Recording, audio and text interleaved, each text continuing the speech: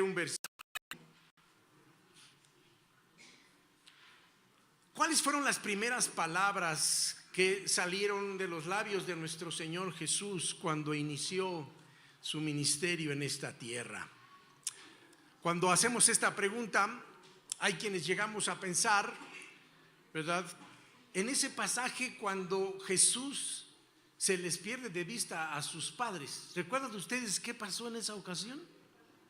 ¿Alguien sabe algo de esta historia?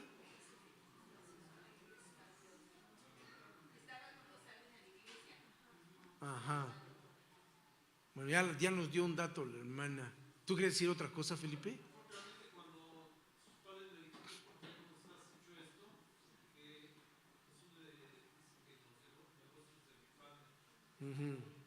Bueno, sí. La historia, para redondearla un poquito, déjenme nada más decir algunos detalles. Se supone que cada familia, ¿verdad?, del pueblo judío acostumbraba por lo menos una vez al año ir al templo, ¿verdad?, y ahí llevar, ¿verdad?, sus ofrendas y escuchar de Dios. Bueno, en esta ocasión María y José llevaron a Jesús. Y dice la Escritura que no iban solos, iban más familias con ellos.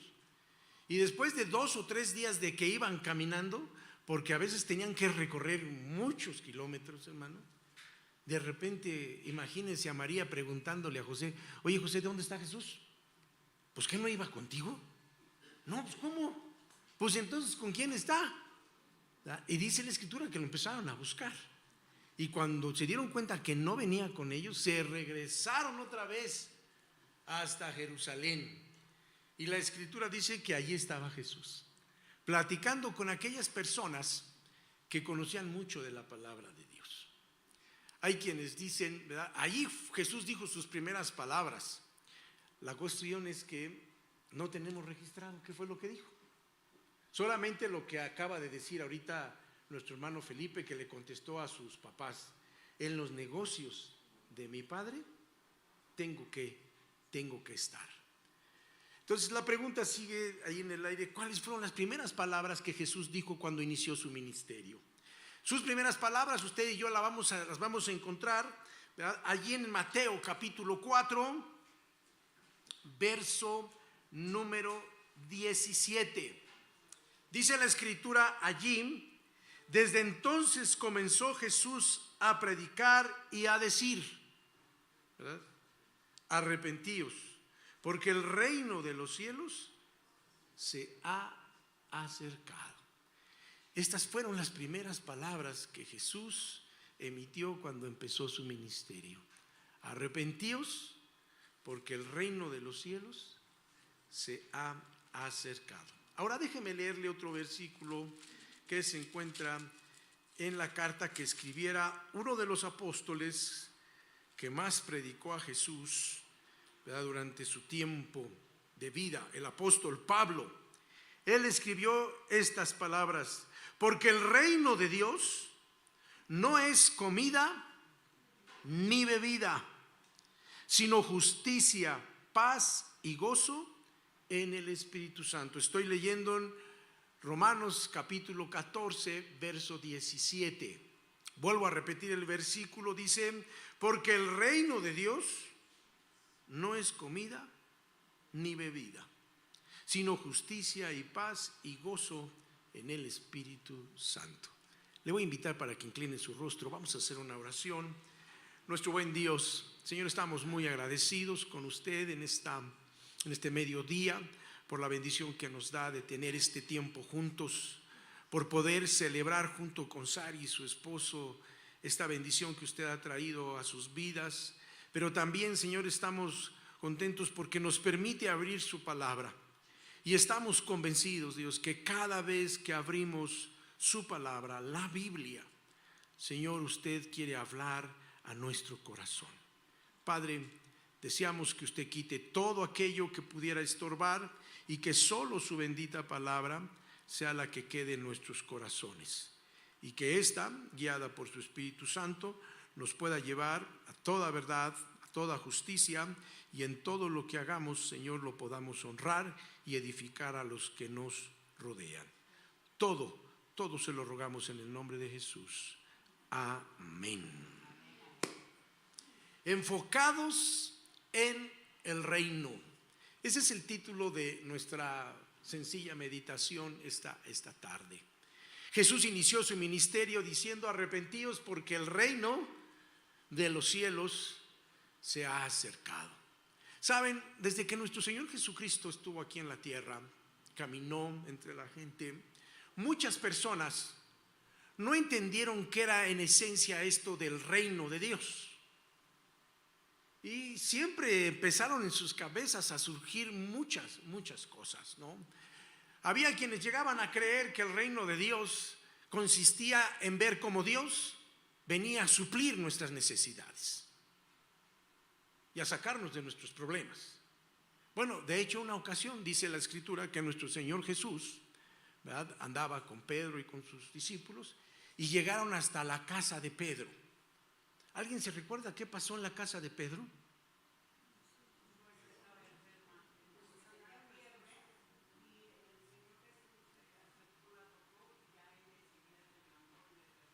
Se puso a servir. Entonces llegan a la casa de Pedro y resulta que su suegra de Pedro está malita.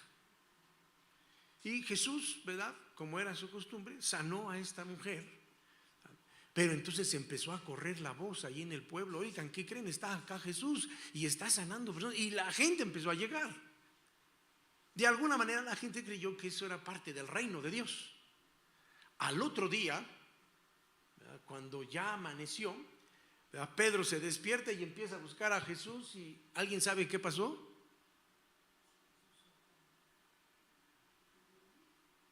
¿Sí? ¿Nadie se acuerda de esa historia? La cosa es que no encontraron a Jesús, hermanos. La cama estaba vacía, ahí donde Jesús se había quedado a dormir, no estaba. Jesús ya se había salido muy temprano a orar. Y de repente Pedro se da cuenta y dice: está llegando la gente, pues ¿cómo? ¿Y dónde está el Señor Jesús? Hay que ir a buscarlo rápido porque esto tiene que seguir. Y se sale a buscarlo. La Biblia dice que Pedro encontró a Jesús y que Pedro le dijo a Jesús: Señor, ya llegaron más. ¿Usted sabe lo que Jesús le dijo a Pedro?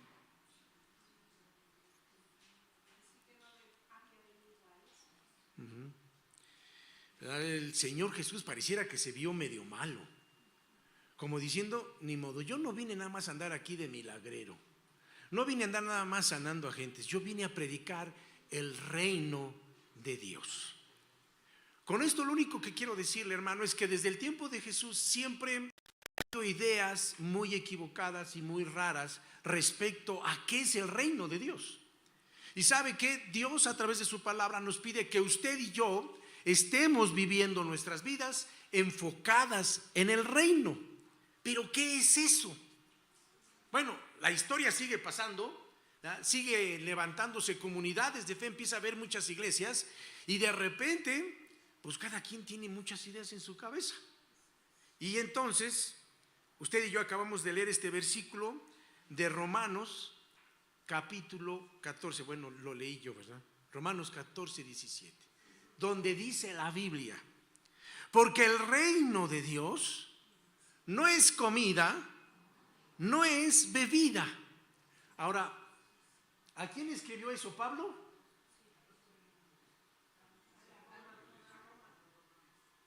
¿Y en Roma qué había? Puros romanos, dicen, ¿no?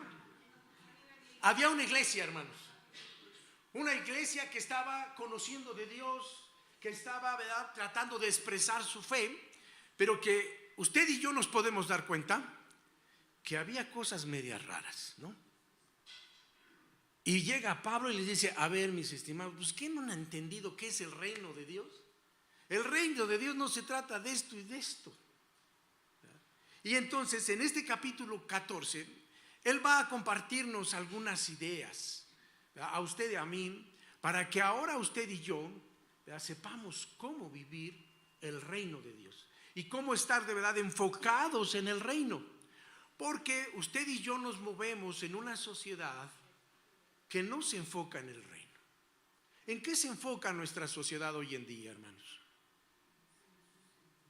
en lo material, hermano, para rápido. Bueno, no nos compliquemos. Unos están solo en la pura materia, ¿no? Y hay que conseguir esto, hay que tener lo otro, ¿no?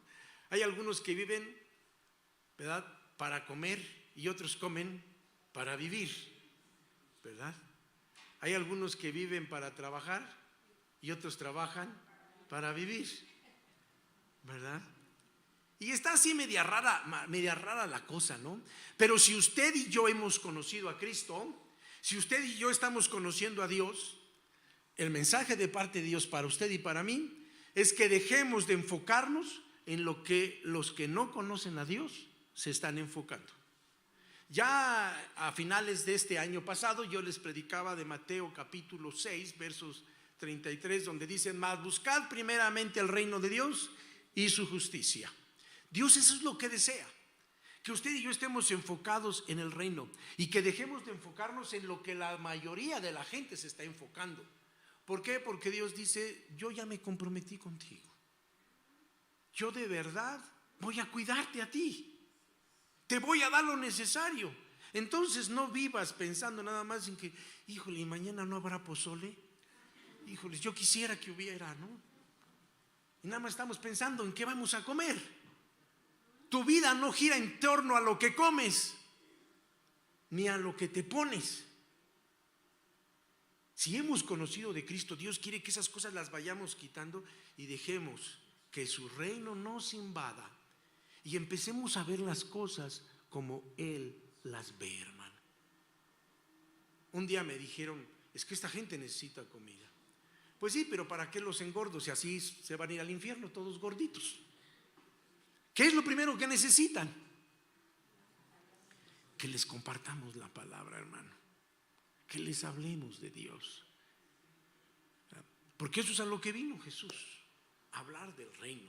Pero en este pasaje, ¿verdad?, Pablo, y le invito a que si usted tiene su Biblia, la abra allí en el capítulo 14, Pablo nos va a empezar a decir algunas cosas que tenemos que considerar de cómo es que el reino de Dios tiene que ir impactando nuestras vidas y tiene que guiarnos.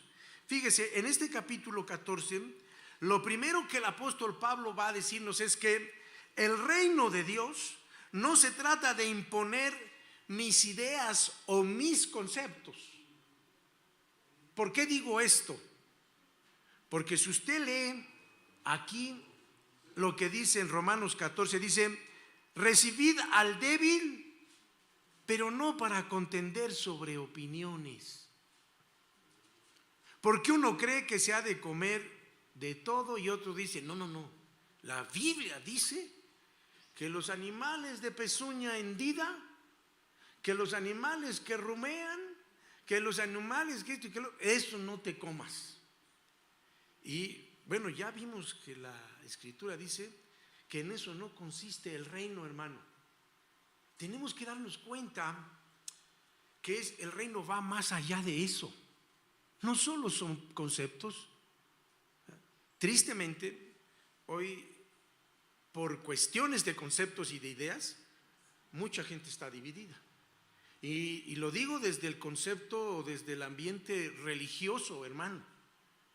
Hay quienes siguen diciendo: no, a ver usted, ¿qué no ha leído usted Levítico? Vea usted lo que dice Levítico.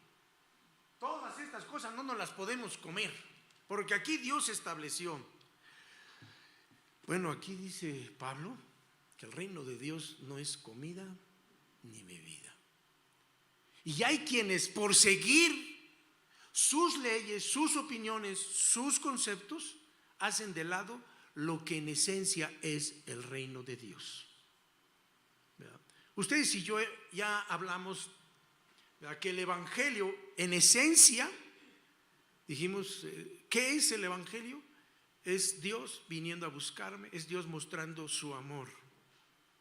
Si yo creyera que el evangelio solo es justicia, diría: pues ninguno de nosotros merece estar acá. Porque ¿quién puede levantar su mano y decir: yo estoy bien hoy, no he pecado en nada? No, pues nadie de nosotros podría decir eso, hermano. ¿Verdad? Pero en eso no está afincado el evangelio, el reino de Dios. Hay historias que en la Biblia nos reflejan de gente que estaba pero empeñado en sus ideas y se les olvidó lo que Dios en esencia pide cuando vives enfocado en su reino.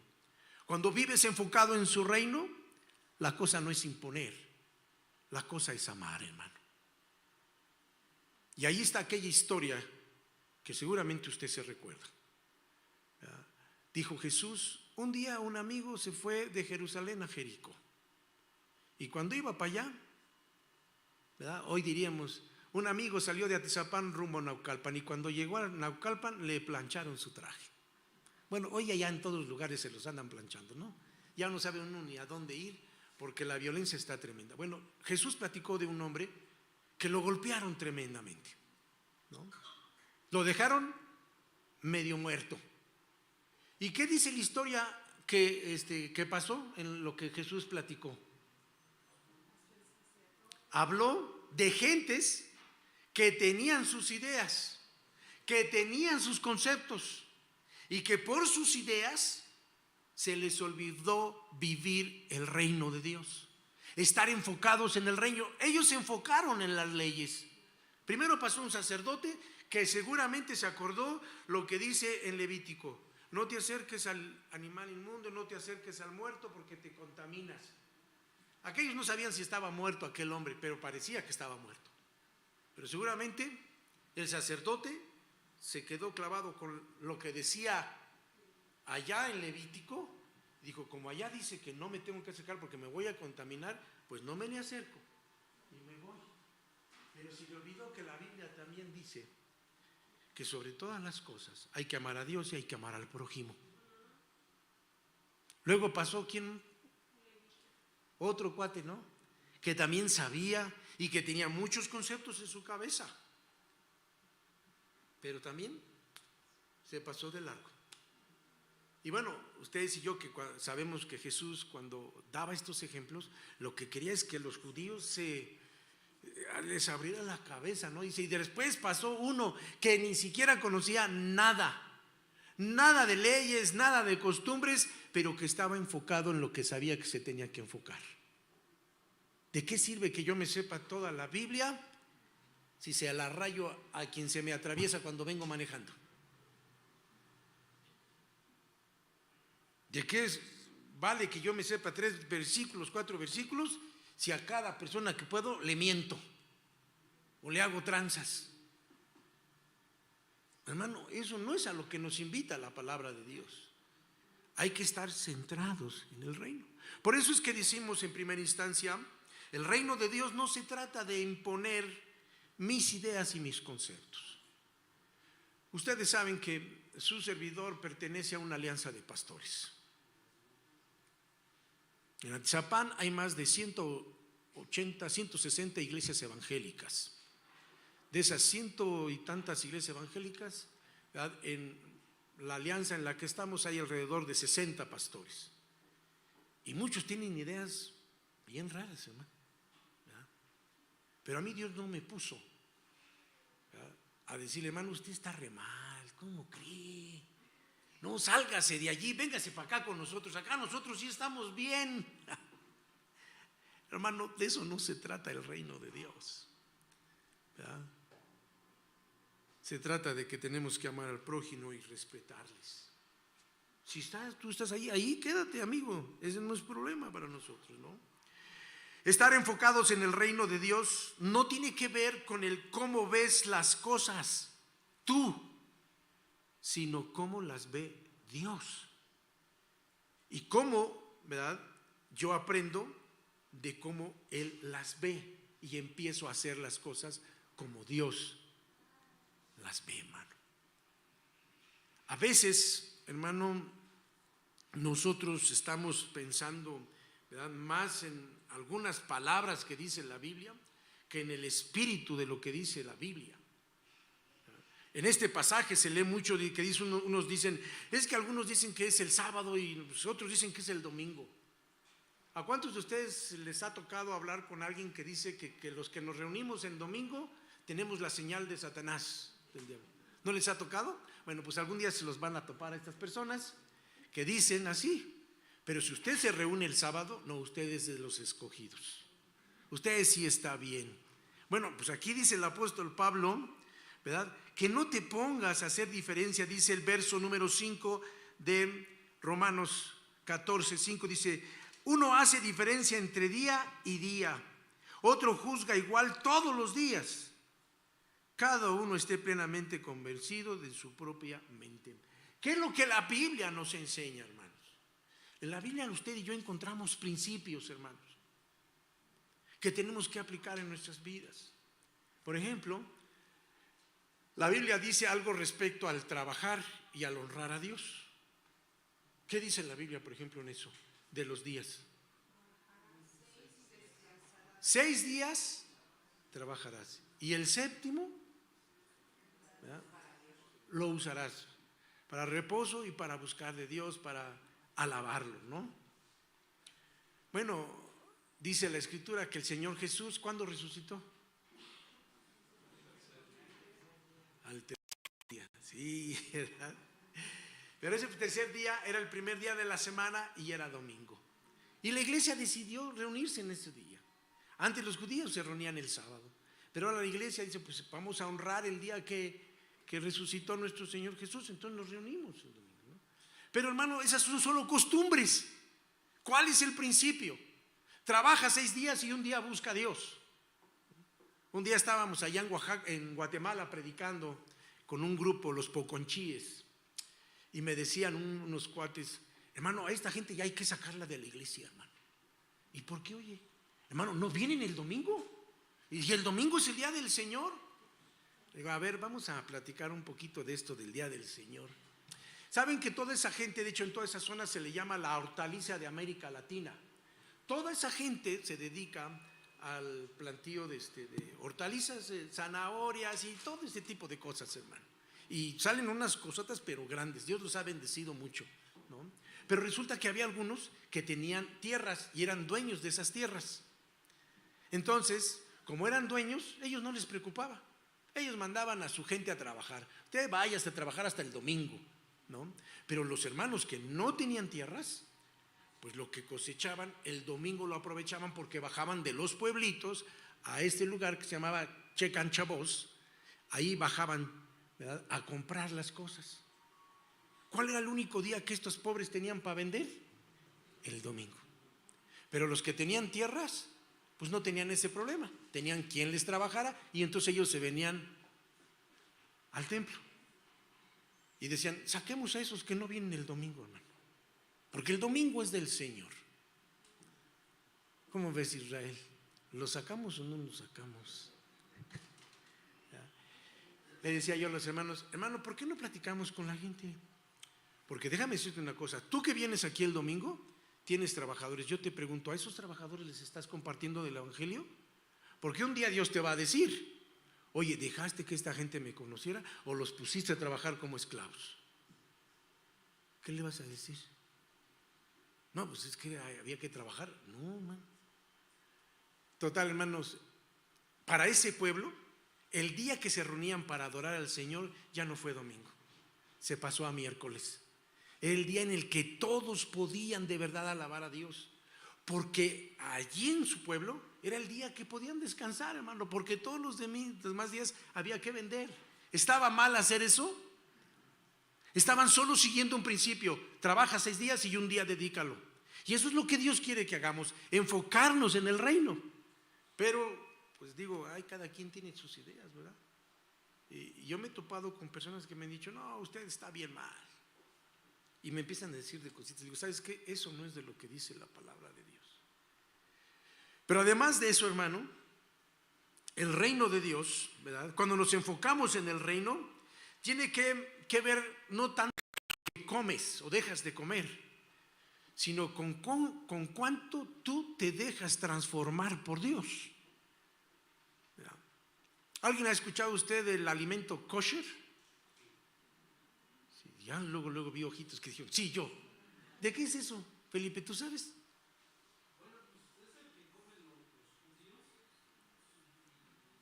¿Por qué se lo comen ellos eso? Por ejemplo, dicen que los animales los desangran, ¿no?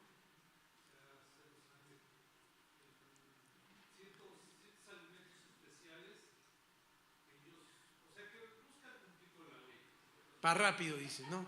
Sí, bueno, mucho de este concepto del kosher es alimentos completamente limpios, ¿verdad? Que no tienen fertilizantes, que no tienen esto, que no tienen, pero que son muy caros. Y hay quienes creen que por comer eso ya se van a ir al cielo. Bueno, la Biblia dice que no es con lo que comes, ¿no? Porque ¿qué es lo que más perjudica, Malenita? ¿Lo que comes? ¿Lo que entra? ¿O lo que sale? Sí, ¿verdad? Lo que desde acá adentro sale, hermanos, ¿verdad? Jesús le dijo a la gente, ¿verdad? Porque un día lo criticaron por lo que andaba allí comiendo y dijeron, no, tú comes eso que eso está prohibido, no te preocupes por lo que comes. Bueno, no me la tome muy así, porque va a decir, el pastor dijo que yo puedo comer de todo y usted es diabética, ¿no? Entonces vengan las cocas, vengan las carnitas. No, calma, pueblo oaxaqueño, yo no estoy diciendo eso. Usted tiene que tener mucha atención, ¿verdad? De acá de lo que estamos diciendo es que no se trata solo de eso, hermanos. Usted tiene una enfermedad, tiene que cuidarse, porque recuérdese que usted es el templo de Dios, ¿verdad? Y Dios le va a pedir cuenta de su templo y no le va a andar diciendo, ¿verdad? Usted al Señor, pues es que a mí ya me aburrí de eso, ¿verdad? Ni sabe a nada. Pues es lo que te tienes que comer y no hay de otra, mi cuate. Ahora, si te quieres morir más rápido, pues cómete todo eso y ya te vas allá con el Señor, para rápido, ¿verdad? Pero lo que se trata de aquí, hermano, es que dejemos que la palabra de verdad nos, ¿verdad?, transforme. Porque Jesús dijo que no es lo que entra, es lo que sale del corazón, lo que perjudica, lo que destruye. Entonces, ¿qué es lo que estoy dejando que entre a mi corazón, ¿verdad?, para que me siga transformando? Pues es la palabra, ¿no? Si usted y yo seguimos enfocados en el reino, tendremos que entonces preguntarnos, de esto último que Dios me está enseñando, ¿qué tengo que, ¿verdad?, hacer que quede en mi vida para que yo pueda ser diferente, ¿no? Y es cambiarle un poquito. Mire, por ejemplo, cuando estás enfocado en el reino, no buscas nuevos propósitos cada año, porque para acabarla ni los cumples, mano. Ahora sí voy a adelgazar. ¿Cuál adelgazar? Estás más gordo que como empezaste, mano. ¿Qué no sería mejor decirle a Dios, ¿sabes qué, Señor? Me rindo a tus propósitos. Hago a un lado mis propósitos y me rindo a tu propósito. Eso es estar enfocados en el reino. Alguien puede decir, Señor, ahora sí, este año ya no me voy a ser más paciente, ayúdame a ser más paciente. ¿Por qué mejor no le pides a Dios que te quite la ira que traes en tu corazón y que te enseñe a ver las cosas como Él las ve, ¿no? Porque hay quien les piden paciencia y dicen, újale, mano, le pedí paciencia y hasta ahora más problemas tengo. Pues es la manera en que la paciencia va a ejercerse, sino de qué otra manera. Tenemos que pensar entonces cómo, ¿verdad?, Dios quiere que nosotros hagamos las cosas. ¿Quién se propuso este año ahora sí leer toda la Biblia? No me digan, no.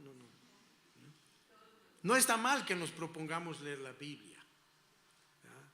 Ni que le digamos, Dios, ahora sí, de verdad que ahora sí te la voy a leer, Dios, ¿verdad? No, mejor digámosle a Dios, Dios, dame hambre por tu palabra. Y que no sea yo, ¿verdad?, un estricto ahí que son 3 capítulos lo que hoy tengo que leer, pero de los 3 nada sabes. Pues con un solo versículo, Señor, con me voy a acordar y lo voy a vivir y lo voy a estar recordando a ver qué tengo que hacer. Es enfocarnos en Dios. Cuando nos enfocamos en su reino, entonces el reino de Dios va a transformar nuestras vidas, hermano. Cuando el apóstol Pablo conoció de Jesús, él sabía mucha Biblia, ¿no? Era un fariseo de fariseos, pero vivía diferente. Conocía un montón de Biblia, pero era un perseguidor de la iglesia, hermano. Pero cuando conoció a Jesús, toda su vida cambió y empezó a enfocarse en el reino. Y un día él dijo, para mí el vivir es Cristo y el morir es ganancia. Eso es estar enfocados en el reino, ¿no? Dejar que la palabra nos inunde para que nos transforme, y entonces la gente pueda ver que Dios y su reino son una realidad en nuestra vida. Hoy la gente, y con esto termino, hermano, hoy la gente ya no desea que le hables de Dios. La gente quiere ver a Dios en tu vida y en mi vida, hermano. Bueno, yo le apuesto, y lo he dicho ya en otras ocasiones, salga a cualquier parque de aquí de Tlalnepantla, váyase un día ahí a ¿es la Diana? Parque de la Diana, ¿cómo se llama?